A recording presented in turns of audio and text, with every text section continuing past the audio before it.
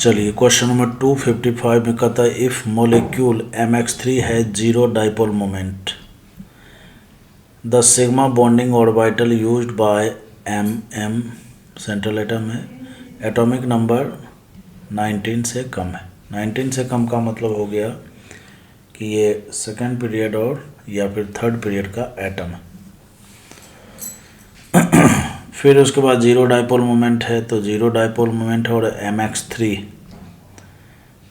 है, मतलब 3 sigma bond बनाए हुए, तो 3 सिग्मा बॉन्ड में sp2 हाइब्रिडाइजेशन होगा और sp2 हाइब्रिडाइजेशन जब होगा और अगर कोई लोन पेयर नहीं है तो वहाँ पर जो डाइपोल मोमेंट है वो जीरो हो जाएगा। sp3 में जैसे मान लीजिए कि हमने ले लिया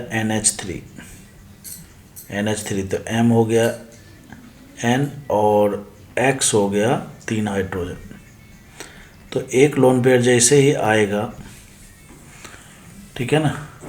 कुल मिलाकर बात यह है कि लोन पेयर नहीं आना चाहिए, क्योंकि लोन पेयर जैसे ही आएगा फिर उसका म्यू नॉट इक्वल टू 0 हो जाएगा। और MX3 और एक लोन पेयर हो तो ऐसी स्थिति में हाइब्रिडाइजेशन इसका sp3 होगा, यानी कि sp3 के केस में, है ना, sp3 के केस में sp3 की दो स्थिति हो सकती है, या तो जैसे ऐसे हो जाए CH4 हो जाए, कोई सेंट्रल एटम पर लोन पेयर नहीं हो तो ऐसी स्थिति में MX4 टाइप का मोलिक्यूल बनेगा, जबकि मोलिक्यूल तो MX3 टाइप का ही होना चाहिए, MX3 टाइप का ही होना चाहिए। तो MX3 टाइप का होगा तो उस समय हर हमेशा एक लोन पेयर होगा और लोन पेयर होने से म्यू नॉट इक्वल टू 0 होगा, तो ये तो नहीं हो पाएगा।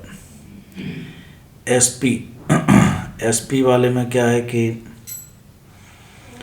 जब यहाँ पर MX3 है, सेंट्रल एटम से 3 एटम जुड़ा हुआ है तो 3 सिग्मा तो होना ही होना है, तो ये भी नहीं हो पाएगा।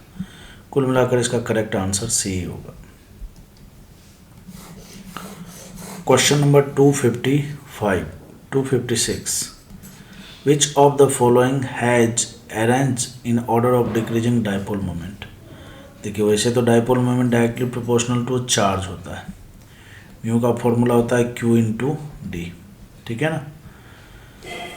तो और ये चार्ज डिपेंड करता है इलेक्ट्रोनेगेटिविटी पर, तो कायदे से तो इसका करेक्ट आंसर B होना चाहिए, बट ये एक एक्सेप्शन होता है, ठीक है ना, एक्सेप्शन है, ये याद रखने वाला है डेटाबेस। किसमें दिक्कत आ जाती है, इसमें क्लोरीन और फ्लोरीन वाले।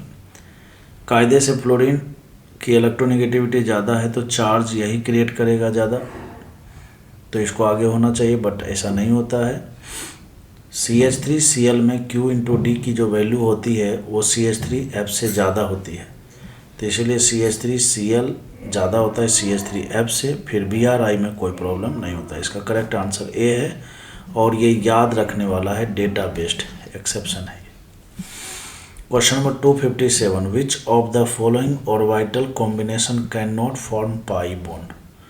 विच of the following orbital combination can not form. देखिए पाई बॉन्ड कौन कैसे बनता है, PP ओवरलैपिंग से बनता है, फिर PD ओवरलैपिंग से बनता है, DD ओवरलैपिंग से बनता है, इसी तरह से पाई बॉन्ड बनते हैं। D में कौन भाग लेता है भाई तो D में भाग लेता है नॉन एक्सियल नहीं, नॉन एक्सियल, जैसे DXY, DYZ, DZX, ठीक है ना, ये सब।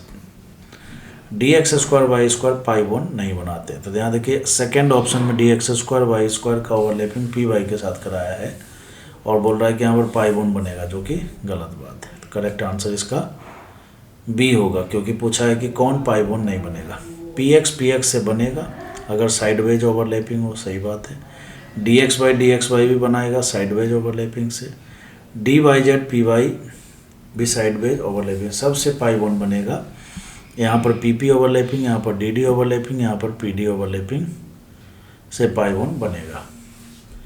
B में जो ओवरलैपिंग दिया हुआ है ऐसा मतलब एक्सियल ओवरलैपिंग, मतलब एक्सियल D ऑर्बिटल के द्वारा पाई बॉन्ड का फॉर्मेशन नहीं होता है, तो करेक्ट आंसर B हो जाएगा।